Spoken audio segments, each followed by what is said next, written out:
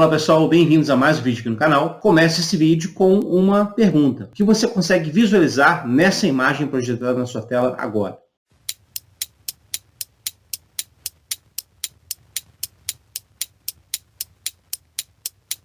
Você vê um saxofonista ou uma mulher? Muito bem, e nesta imagem agora?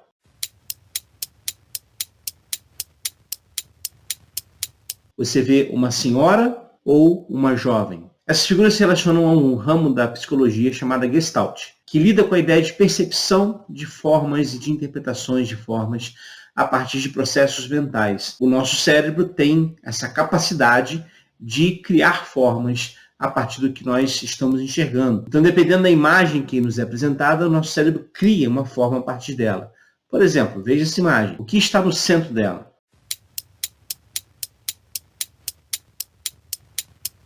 Possivelmente você disse que é um triângulo, mas na verdade não é. Perceba que não há aqui as linhas que formam um triângulo ligadas. Na verdade, há esses círculos com cortes triangulares que formam, na nossa cabeça, um triângulo aí no centro. Mas o triângulo não existe. Algo semelhante acontece com um fenômeno chamado pareidolia, que é quando o nosso cérebro, ao ver alguma coisa, associa aquela coisa a algo já conhecido. Então a gente cria formas a partir de elementos do cotidiano. Por exemplo, veja essas imagens. Perceba que em todas elas nós projetamos uma percepção e formamos rostos e expressões. Veja também essa imagem aí, que é uma foto que eu tirei descendo a Serra de Petrópolis. E, para mim, aquela parte de central daquela nuvem é o Godzilla.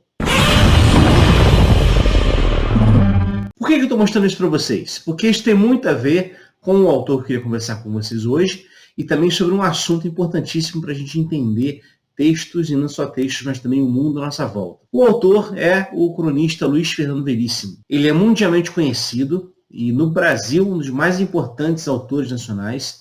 A sua obra alcança televisão, teatro, cinema, literatura, também quadrinhos. E ele é um cronista de mão cheia. O Luiz Fernando Veríssimo foi capaz de criar alguns personagens de história em quadrinhos sensacionais, como, por exemplo, o Ed Morte, aqui na edição Procurando Silva, que é uma paródia de detetives norte-americanos, mas o Ed Morte é um detetive pobre, muito atrapalhado, divide o escritório, que ele chama de Scree, porque é pequeno demais para ser de escritório, e ele divide aquele espaço com 117 baratas e um ratão albino, que ele dá o nome de Voltaire. Então, para você ter uma noção de como funciona aqui as histórias do Ed Morte. A gente vai falar sobre esse personagem em breve aqui no canal também. Outro personagem criado pelo Veríssimo são as cobras. É muito legal essa tirinha, a gente vai conversar sobre isso aqui no canal em breve, mas por enquanto eu queria só mencionar as obras do autor. No campo da literatura, das crônicas, ele é muito conhecido pelas comédias da vida privada. Muito certamente você já leu algum conto dele em algum lugar, em alguma prova de concurso, em alguma prova de escola, enfim. Os textos dele são muito utilizados e são muito bons, vale muito a pena conhecer. Um outro livro dele que eu indico chama-se A Mesa Voadora. Esse livro aqui é muito legal. É um roteiro de viagem, mas um roteiro de viagem gastronômico, feito com crônicas da melhor qualidade. Então, recomendo aqui a leitura. E ele também criou um outro personagem nas suas crônicas, que é o Analista de Bagé. Aqui eu tenho 2 livros. E é também um personagem muito peculiar, muito interessante, vale a pena ser conhecido. Aliás, é dessa obra aqui que eu queria ler com vocês um pequeno trecho de um conto, de uma crônica chamada Defenestração. Eu não vou ler toda a crônica aqui, mas apenas uma parte. Diz o seguinte: certas palavras têm o significado errado. Falácia, por exemplo, deveria ser o nome de alguma coisa vagamente vegetal. As pessoas deveriam criar falácias em todas as suas variedades. A falácia amazônica, a misteriosa falácia negra. Hermeneuta deveria ser o membro de uma seita de andarilhos herméticos. Onde eles chegassem, tudo se complicaria. Traquinagem deveria ser uma peça mecânica. Vamos ter que trocar a traquinagem. E o vetor está gasto. Plúmbio deveria ser o barulho que um corpo faz ao cair na água. Mas nenhuma palavra me fascinava tanto quanto defenestração. A princípio foi o fascínio da ignorância. Eu não sabia o seu significado, nunca me lembrava de procurar no dicionário e imaginava coisas. E aí na crônica, o Luiz Fernando Veríssimo começa a imaginar o que essa palavra significaria. Ela poderia, por exemplo, se referir a um ato jurídico. Então, nos seus documentos, os advogados, ao final, escreveriam algo do tipo, em seus termos, pede defenestração. Ele vai escrevendo aqui as possibilidades. Até que ele descobre o significado, que era o ato de tirar alguém pela janela. E aí ele continua a crônica a partir disso.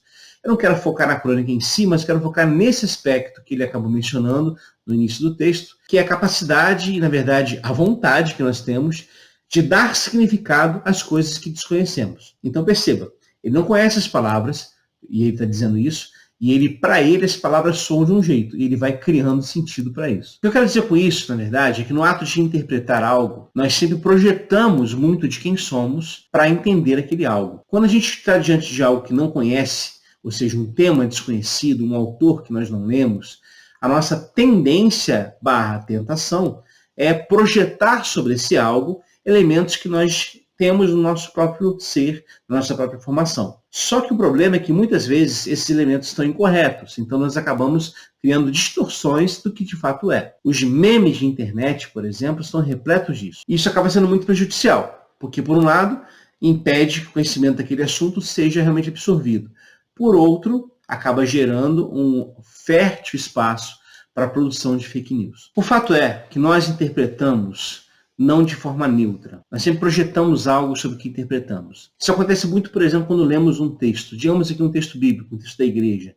Quando uma palavra surge, nós não conhecemos aquela palavra, a nossa primeira tentação é projetar sentido para aquela palavra para que o texto tenha significado. Mas muitas vezes, esse significado que nós damos àquela palavra está incorreto. E isso acaba gerando uma interpretação também incorreta. Então, por um lado, fica aqui o aviso do vídeo. É preciso conhecer os assuntos para podermos falar sobre eles. A internet está repleta de gente que é incapaz, por preguiça ou por má vontade, de entender um assunto específico, mas que se torna, aparentemente, um expert em falar daquele assunto. E isso produz um conhecimento extremamente raso, extremamente superficial e que, como eu disse antes, estabelece meias-verdades ou releituras da própria história. Temos exemplos aqui no YouTube aos montes, de canais que reescrevem a história brasileira, por exemplo, apostando em fake news, apostando em mentiras, apostando em falta de vontade de pesquisar sobre aquele assunto de forma acadêmica. Então eu preciso rejeitar isso a priori. A primeira vez que eu quero dar aqui para vocês nesse vídeo. Ao interpretarmos algo, não sejamos como o Veríssimo propõe na sua crônica, né, de projetar naquela palavra, naquele assunto, algo que a gente acha que deveria estar lá. Não vamos fazer isso. Vamos tentar compreender o assunto primeiro, para aí sim sermos capazes de julgar aquele assunto. Falar sobre algo sem conhecer esse algo previamente é um atestado de ignorância. Mas, em segundo lugar, há uma questão importante para lidarmos aqui com a interpretação, que é a seguinte: nós nunca interpretamos nada de forma neutra. Nós sempre projetamos para aquele texto quem nós somos também. E nós construímos o sentido do texto junto com o próprio texto. Ler um texto, gente, não é apenas decodificar os sinais linguísticos que montam uma palavra, mas sim entender que aquele texto só tem sentido se diz algo a respeito de nós e para nós de forma existencial, ou seja, o texto fala a nós. A Eliane Unis, que foi inclusive minha co-orientadora no mestrado na PUC do Rio, excelente professora, diz o seguinte: se o ato de ler não é a mera decodificação de um sistema de sinais, escrito, desenhado, esculpido em pedra, imagem, movimento, não basta uma análise formal do código que foi cifrado para torná-lo legível. Se o universo de discurso importa para a significação, há que considerar o contexto de sua produção. Se há ouvidos diferentes em cada homem, há que pensar nos efeitos que o dizer grafar tem sobre os sujeitos, isto é, como se dá a recepção por parte do ouvinte leitor. Cada um recebe a água vertida no receptáculo de que dispõe. Ou seja, nós lemos e interpretamos a partir do contexto cultural no qual fomos criados. O horizonte cultural no qual nós nos situamos fornece a nós ferramentas que, conscientemente e inconscientemente, nós usamos para entender os textos. Por isso que a leitura nunca é um ato individual, é sempre um ato a dois, no sentido de ter uma relação entre o leitor, a leitora, e o próprio texto. Como diz Daniel Margherati no seu livro sobre narratologia, como o tênis, a leitura é um jogo a dois. E para que a partida seja bem jogada, o talento deve estar presente numa parte como noutra, do lado do texto e do lado do leitor. Longe de se reduzir a um registro passivo, a leitura é uma magia que faz viver o texto, pois o texto é morto sem o olhar do leitor que lhe dá vida ao decifrá-lo. Um texto requer que alguém o ajude a funcionar, diz ainda Humberto Eco. Um texto é emitido por alguém capaz de o atualizar. A incompletude do texto resulta de uma simples constatação. O texto não diz tudo, a não ser que vise a exaustão numa descrição que seria fastidiosa. Esse aspecto parcial é ainda mais verdadeiro nas narrativas bíblicas. Quando uma narrativa constrói um mundo com suas ações e seus personagens, é impossível dizer tudo desse mundo. Ela menciona, e para o resto, requer que o leitor colabore preenchendo os espaços vazios. Sendo assim, nós sempre vamos interpretar os textos a partir da nossa interpretação do mundo. Nós somos os primeiros leitores do mundo, para então sermos leitores de um texto. E por que é importante falarmos sobre isso nesse canal, inclusive, que trabalha espiritualidade, trabalha arte em forma geral? Bom, na verdade, por várias razões. Primeiro porque, no ato de interpretar uma obra de arte, seja ela em qual for, escultura, pintura, literatura, música, enfim, todas as possibilidades, nós sempre seremos indivíduos nos relacionando com uma obra específica. E esse encontro, que é existencial antes de tudo, vai gerar um sentido daquela obra. É por isso, evidentemente, que a arte é tão rica em interpretações possíveis. É por isso que uma arte, uma obra de arte, quando feita, ela não pertence mais ao autor que a fez, mas sim pertence àqueles que vão admirá-la. Porque é muito possível, e isso acontece muitas vezes, nós projetarmos sobre aquela obra não coisas que o autor queria dizer, mas o que nós estamos percebendo a partir da nossa visão existencial única sobre aquela obra. É óbvio, gente, que aqui não há um espaço para qualquer tipo de interpretação. Há limites de interpretação e de hermenêutica que precisam ser adequados aqui. Senão, qualquer interpretação é válida. E não é o caso. Humberto Eco, falando sobre o assunto, diz que os limites de interpretação de um texto são o próprio texto. Então, a gente precisa ter isso em mente. Agora, dentro desse espaço de interpretações, há realmente muita diversidade possível. Há leituras diferentes. E é claro que isso implica também na própria compreensão da espiritualidade. Afinal de contas, as formas como enxergamos o sagrado são múltiplas. E isso não apenas vinculadas às religiões diferentes, mas dentro de uma mesma religião, tomemos o cristianismo como exemplo. O cristianismo é muito plural. Nós temos várias perspectivas distintas sendo apresentadas por várias denominações, várias igrejas, várias experiências pessoais que são legítimas, que são válidas, mas que são diferentes. É por isso que ninguém pode assumir-se como detentor da visão perfeita e correta sobre o sagrado.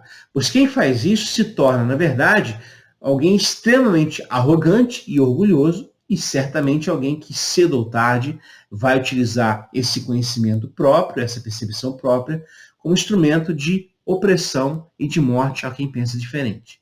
Os termos de herege e heresia surgem assim. Esse vídeo aqui, na verdade, é um primeiro vídeo que eu queria criar aqui no canal, e não vai ser uma sequência, tá? Não vai ser o próximo vídeo seguindo esse assunto.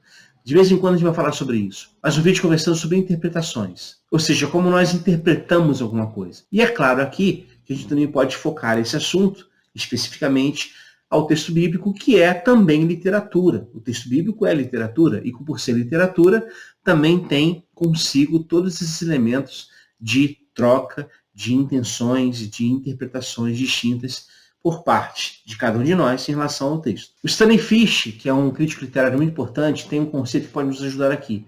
É o conceito de comunidades interpretativas. Na perspectiva dele, nós todos vivemos em comunidades, no plural, interpretativas. E a partir dessas comunidades, nós damos sentido às coisas. Então, obviamente, dependendo do espaço onde estamos, a nossa interpretação vai seguir uma certa direção no lugar de outra. E isso faz com que haja uma certa diversidade de interpretações, inclusive de textos. A gente vai ter outros vídeos aqui no canal falando sobre esse assunto. Se você se interessar, coloque nos comentários, né? Quero saber mais sobre isso.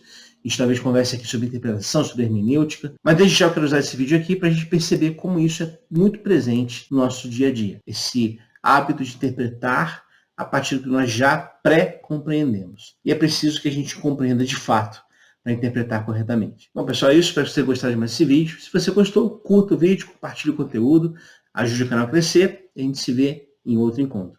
Um abraço e até lá.